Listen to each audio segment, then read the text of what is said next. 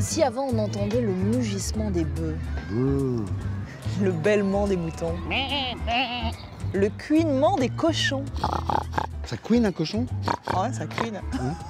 Maintenant, on entend le bourdonnement des abeilles. Ah ouais. C'était les grands abattoirs de Paris. Ah oui, les abattoirs de la Villette. C'est devenu la cité des sciences et de l'industrie. Voilà, Un temple de la science. et de l'industrie. Voilà. Après, derrière, vous avez la Cité de la musique, la future Philharmonie de Paris qui sera là. Enfin bon, c'est... C'est le plus grand parc de Paris. Ah, il paraît, ça je savais pas, je veux dire, j'apprends ça Plus maintenant. grand que les Tuileries et le Luxembourg réunis. Eh oui, comme quoi. Ça, c'est quand même un monstre d'acier. Ouais, avec un écran qui est absolument monumental, où on voit des films, des documentaires proches de la 4e dimension. Ça a été inauguré ici en 86, Voilà, 86. après 8 ans de travaux. Voilà, moi j'avais 15 ans à l'époque. Voilà, moi 12. Ben voilà, c'est ça. Ah bon? Ouais. Ah, mais ça, Ouais, se- pas si, on le dirait pas beaucoup d'écart. Ah, ouais, finalement. On est au bord d'un canal. Ouais, de 2 canaux. C'est un autre là-bas. Celui-là, c'est lequel? Ça, c'est l'Ourcq. Canal de l'Ourcq. Ah, bateau. Il y a un petit bateau, le Viking, qui passe souvent. Bonjour François Berléand. Bonjour. Bienvenue dans votre Paris des Arts. Vous êtes comédien, un comédien qui ne débute pas dans le métier, 40 ans de carrière, bravo. On vous voit à la télévision, au théâtre, au cinéma. Vous êtes connu dans le monde entier, notamment grâce à cette saga au cinéma, Le Transporteur 1, 2 et 3. Évidemment, vous allez nous parler de vous, de vos projets, de vos envies. Mais avant, on va aller voir une exposition qui vous parle, qui nous parle. Une exposition sur la voix, ici à la Cité des Sciences et de l'Industrie de la Villette. On y va? Absolument, on y va. Je vais le guide. Donc, on passe par là.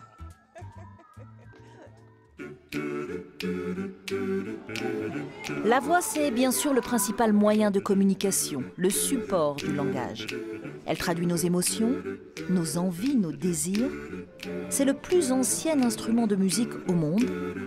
Alors on va découvrir comment elle fonctionne grâce à cette exposition interactive.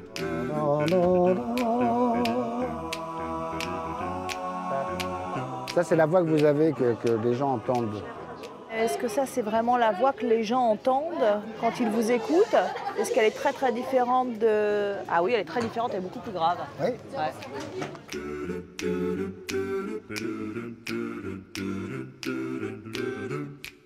Ta ta ta ta ta ta ta ton ton ton. J'ai rien compris. Ah, tu es d'accord? Ah oui, la vache, faire ta ta ta ta ton ta ton ton ton. Donc la prosodie, en fin de compte, c'est ça, c'est faire comprendre un texte qui est d'une difficulté rare, quoi. Ah ouais, non, mais c'est pas possible. Alors si, la dame, si, si. non, non, Ah. si, cypress, D'accord, cyprès, enfin cyprès, cyprès, d'accord. 606, 606 cyprès. D'accord, Ah, bon. ça, c'est pas possible. Heureusement que c'est pas ça qu'on vous fait répéter tous les soirs au théâtre. Hein. Non, si. Après, il suffit simplement de l'apprendre par cœur.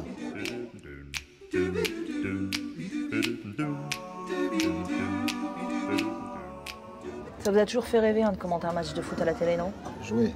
Marie-Laure Daly, elle vient d'intercepter le ballon, elle fait un centre, attention, Ah non, non, pas encore, non, récupération. elle tire, et but. But de Marie-Laure Daly.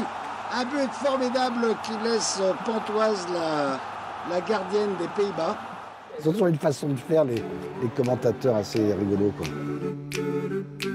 François, on va voir si vous êtes bon acteur. Ah oui, d'accord, choisissez une émotion en tournant le disque.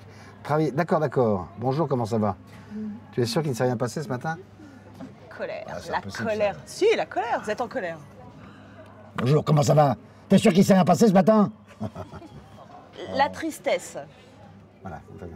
Bonjour, comment ça va? Tu es sûr qu'il ne s'est rien passé ce matin? Bon, j'en pleure moi-même. Votre accent préféré? C'est l'accent du sud-ouest, plutôt du Pays Basque. Ils parlent comme ça.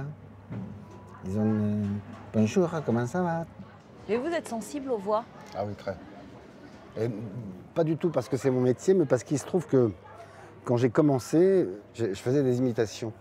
Donc ça a toujours été un muscle qui a travaillé le muscle de la voix. Bon, on a vérifié que vous étiez bon acteur, on n'avait aucun doute sur la question. Ouais. On va aller prendre une douche. Ah voilà. Très bien, on va prendre une douche, ça c'est agréable ça. Surtout avec la chaleur qu'il fait ici. C'est luxueux, hein? À peine on se connaît, à peine on prend une douche déjà, c'est extraordinaire ça. Ah, mineur, majeur? C'est mineur plutôt, non? Ouais. Ouais.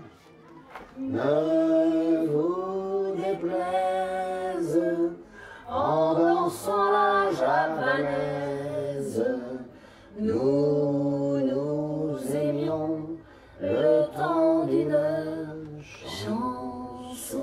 François Berléand, vous avez une carrière éclectique, tant au cinéma qu'à la télévision ou encore au théâtre. Plus de 200 films et téléfilms, plus de 70 pièces de théâtre. Est-ce que c'est ici au théâtre que vous vous sentez le mieux? Oui, c'est au théâtre que je me sens le mieux. C'est au théâtre où je sens que je fais mon métier. Mais c'est pas là où je me sens le mieux parce que je suis souvent malade. J'ai le trac. Toujours? Toujours. Ah, un peu moins maintenant depuis une dizaine d'années, mais si j'ai pas une boule d'angoisse, si je ne passe pas un quart d'heure aux toilettes seul dans des chariots de nécessité, je sens que ça va mal se passer. Vous serez bientôt en tout cas sur ces planches du Théâtre de la Madeleine. Qu'est-ce que vous allez jouer? Alors je vais jouer une pièce de Sébastien Thierry qui s'appelle Deux hommes tout nus. Le pitch, puisqu'on dit comme ça maintenant, de la pièce, ça se passe chez moi. Et je suis dans mon lit, nu. Toute la pièce. Ou en tout cas, non, heureusement. Enfin, nu, en tout cas, c'est dit. Je ne suis pas sûr de me présenter nu au public. Enfin bon, toujours est-il, et il y a quelqu'un à côté de moi, et on ne sait pas pourquoi cet homme-là est dans mon lit.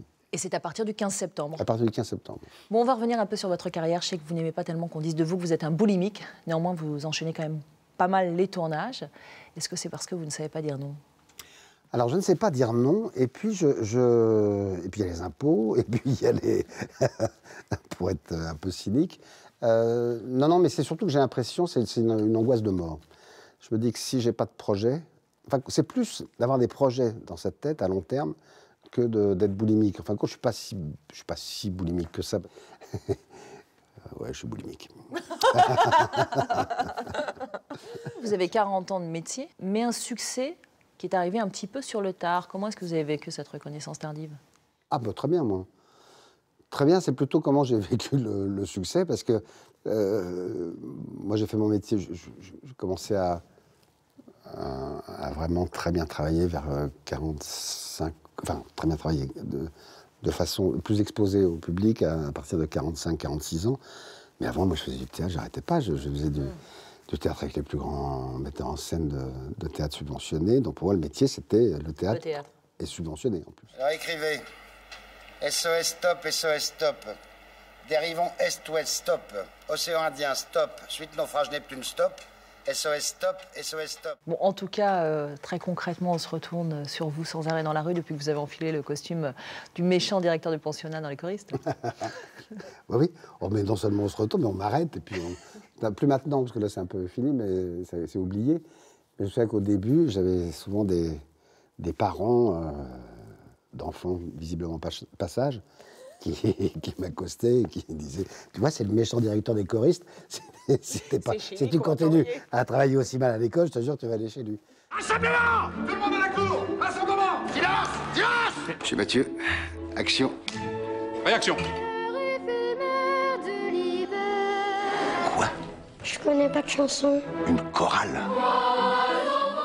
Vous avez fait des rencontres évidemment importantes dans votre carrière. L'une d'entre elles, c'est Guillaume Canet, qui vous a dirigé dans Mon Idole, dans Ne le dis à personne. Ça a été une étape importante? Oui, on a tourné ensemble un film qui s'appelait Le Frère du Guerrier, de Pierre Jolivet. Et à un moment donné, il m'a dit, écoute, voilà, j'ai écrit un scénario et je voudrais que tu le lises. Et moi, j'étais persuadé que c'était un court-métrage. Donc, je voulais pas, j'en avais marre de faire des courts-métrages. Et j'ai fait tout mon possible pour le dégoûter. Et puis, non, il s'est accroché. Donc, je suis rentré chez moi. Là, j'ai vu que c'était un scénario de long. Je l'ai lu et j'ai trouvé ça tellement extraordinaire que voilà, je l'ai appelé. Je lui ai dit, non seulement je vais faire le film, mais si je le fais pas, je te tue. Bon, qu'est-ce qu'on fait maintenant? Du sport. On se décante, monsieur Brustol! Mais c'est quand même pas perdu, ce con. J'ai fait 10 bandes comme ça, il est toujours pas mort. Aujourd'hui, vous avez une reconnaissance internationale. Oui. Grâce à ce film. Grâce au transporteur. Au transporteur. 1, 2, 3, saga au cinéma. Et dans le monde entier. Je suis allé en Inde, dans le Rajasthan, qui est une espèce de... quand même trop du cul du monde. Et on est dans les endroits les plus reculés, dans les hôtels, et tout à coup, il y a plein de transporteurs. Ils n'en venaient pas, quoi.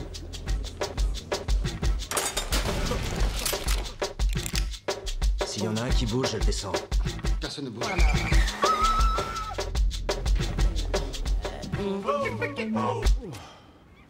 Si c'est comme ça que vous transportez, je suis étonné qu'on fasse appel à vous. Est-ce qu'il y a quelque chose que vous avez oublié de nous dire sur vous? Oh là, certainement, oui. Est-ce que vous êtes un séducteur, François Berléand? Oh, j'aurais aimé. J'aurais aimé être un séducteur. Vous avez attendu 60 ans pour vous illustrer dans, Oui. dans la peau d'un séducteur, notamment dans Quadrille. Oui, mais Pourquoi vous avez attendu si longtemps?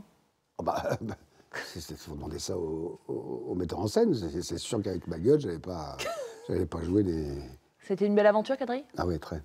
Oui. Ah oui, c'était une belle aventure. D'abord parce que j'ai joué avec des comédiens magnifiques. Si l'homme que l'on aime, en plus, c'est beau, mais l'aimer parce qu'il est beau, non. Vous auriez aimé être beau, vous.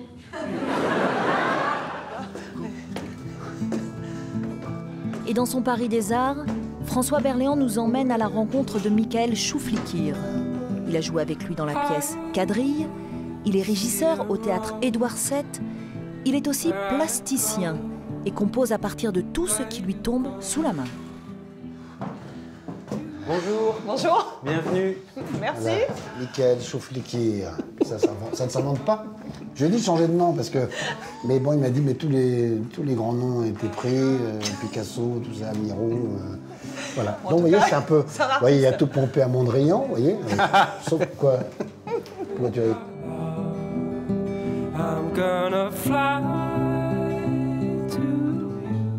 Chez moi, j'ai plusieurs... plutôt dans ce genre-là, n'est-ce pas? Plus une sculpture en plus gros, parce que moi, j'aime bien quand c'est gros. Voilà, un peu comme ça, enfin... Voilà, mais en plus gros. Donc vous, Mika, vous récupérez.